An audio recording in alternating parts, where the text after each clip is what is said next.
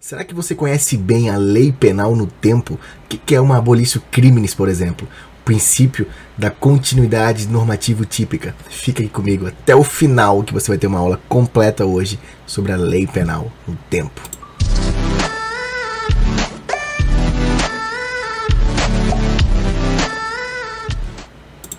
Fala criminalista, tudo certo com você? Para quem não me conhece, eu me chamo Rafael Lisboa e eu sou o fundador do Instagram Simplificando Direito Penal. Pessoal, nesse vídeo eu quero tratar com você sobre a lei penal no tempo, um assunto que está na parte geral do direito penal. No início ali, onde todo mundo está começando a estudar direito penal, se depara com a lei penal no tempo. Só que tem algumas nuances, algumas características que você precisa compreender para não errar mais na sua prova. Então, sem mais enrolação, vou pedir para você deixar o seu like agora no vídeo, por favor, para eu continuar trazendo vídeo para vocês. Não está sendo fácil produzir conteúdo aqui no YouTube, então eu peço muito o seu joinha para me fortificar aqui no YouTube e saber que você está gostando da entrega de conteúdo de penal em vídeo, tá bom? Então vamos lá, pessoal. Lei penal no tempo. O que é isso?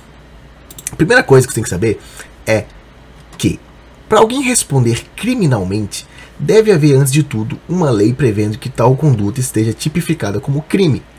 Consagração dos princípios da legalidade e da anterioridade. Ou seja, só pode haver crime se tiver uma lei antes prevendo que aquela conduta é crime. Se hoje eu dou um grito na rua, não é crime. Gritar na rua não é crime. Se amanhã surgir uma lei dizendo que gritar na rua publicamente é crime, a conduta que eu pratiquei hoje não vai ser crime. Porque na data do fato praticado não era crime. Isso é o respeito ao princípio da legalidade e da anterioridade. Para haver crime, deve ter uma lei anterior à conduta prevendo que aquela conduta seria criminosa. Por uma questão de segurança jurídica. Imagina se a maioria de fatos atípicos hoje, condutas praticadas hoje, fossem criminadas posteriormente, ninguém faria nada, com medo de amanhã ser criminalizada alguma conduta. Então, por respeito à legalidade e anterioridade, só é crime o que tiver previsto na lei e anterior à conduta praticada. Então, como é que é feita a sucessão de leis penais no tempo? O que é sucessão de leis penais no tempo? É quando tem uma lei, existe o fato e depois existe uma outra lei. Como é que é feita essa sucessão de leis penais no tempo? Vamos para a regra geral. E a regra geral está prevista no artigo 5º da Constituição. O que você tem que saber de primeira mão? Que a lei penal não retroagirá, salvo para beneficiar o réu. A lei penal não retroage, essa é a regra. Princípio da irretroatividade da lei penal. Você tem que saber isso. Salvo para beneficiar o réu. Então, se no caso concreto houver uma lei que seja mais benéfica ao condenado, essa lei vai retroagir para alcançar os fatos passados e beneficiar o acusado ou o réu. Ou seja, a gente pode concluir que somente leis penais benéficas ao réu podem retroagir. Se no caso concreto existir uma lei penal maléfica, ela não vai retroagir para prejudicar o réu. Porque a regra é a irretroatividade. E só vai ter a retroatividade da lei penal benéfica. Então, concluindo, lei penal benéfica retroage. Lei penal maléfica não pode retroagir para prejudicar o réu. Isso é muito importante você saber. Agora vamos ver as hipóteses em que de fato a lei penal vai retroagir. A primeira delas é a abolitio criminis. Já ouviu falar nisso? O que é abolitio criminis? Vamos para o latim. Abolitio, abolição. E criminis, crime. É a abolição do crime. Ou seja, é a nova lei que vai tornar atípico o fato até então considerado criminoso. Uma nova lei que vai considerar um fato que era criminoso, vai considerá-lo como atípico. Olha, a abolitio criminis, ela é extremamente favorável ao réu. Imagina que eu sou uma pessoa que cometi um crime hoje. Um crime, por exemplo, de furto. Eu subtraí para mim coisa alheia móvel. Hoje, em dia 18 de setembro de 2021. Suponha que no dia 20 de setembro de 2021, daqui a alguns dias, surge uma nova lei abolindo o crime de furto, revogando o crime de furto. Essa lei vai retroagir ou não vai retroagir? positivo. Houve abolício criminis. Uma nova lei que torna atípico o fato até então considerado criminoso. Qual era o fato considerado criminoso? O crime de furto. Só que veio uma nova lei revogando o crime. Então, eu tinha praticado um crime. Só que como houve abolício criminis, essa lei penal benéfica vai retroagir e alcançar os fatos praticados anteriores à lei. Isso é retroatividade. E um exemplo disso é abolício criminis. Olha só. Ninguém pode ser punido por lei posterior... ninguém pode ser punido por fato que lei posterior deixa de considerar crime, cessando em virtude dela a execução e os efeitos penais da sentença condenatória. Então, abolício criminis cessa os efeitos penais. É importante saber disso aqui, criminalista. Você não pode sair desse vídeo sem saber isso. Os efeitos extrapenais não. Ou seja, os efeitos civis, eles permanecem. Então, por exemplo, se o crime de dano existe, né? O crime de dano ao patrimônio alheio. Vamos supor que eu tenha dolosamente arranhado todo o carro do Tício. E aí, amanhã surge uma nova lei revogando o crime de dano.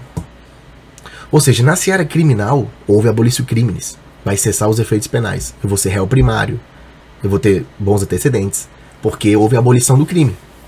Só que os efeitos extrapenais permanecem. Ou seja, a obrigação de reparar o dano para efeito civil vai permanecer. Eu vou ter que indenizar o Tício pelos arranhões do carro. Quais são os requisitos para haver abolício crimes? Revogação formal do tipo penal. A revogação tem que ser formal, ou seja, o que estava na lei lá tem que ser revogado. Como, por exemplo, o crime de furto, artigo 155. Subtrair para si ou para outra coisa alheia móvel. Revogação formal. E a supressão material do fato criminoso. Como assim supressão material? O fato criminoso deixa de ter relevância para o direito penal. É muito ligado ao princípio da fragmentaridade, da insignificância. O legislador vai percebendo que aquele fato até então criminoso vai se tornando irrelevante penal, vai sendo muito mais utilizado na seara civil, indenizações, do que na seara criminal. Como, por exemplo, o crime de adultério. O ex-crime de adultério hoje não é mais crime. Ele sofreu abolício criminis. Por quê? Não ia ao juízo criminal. Isso era resolvido em âmbito de família, direito civil, indenização, tudo mais. Então, como foi se tornando cada vez mais um irrelevante penal, houve a abolição do crime de adultério. Então, quem havia praticado o crime de adultério depois da lei que revogou o crime de adultério, réu primário. Tudo bem?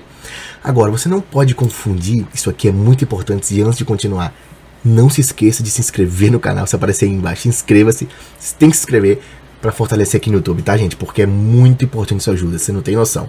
E se eu perceber que a galera não tá gostando, infelizmente eu vou parar de produzir conteúdo aqui. Não é drama nem nada disso, aqui é muito complicado produzir o conteúdo no YouTube.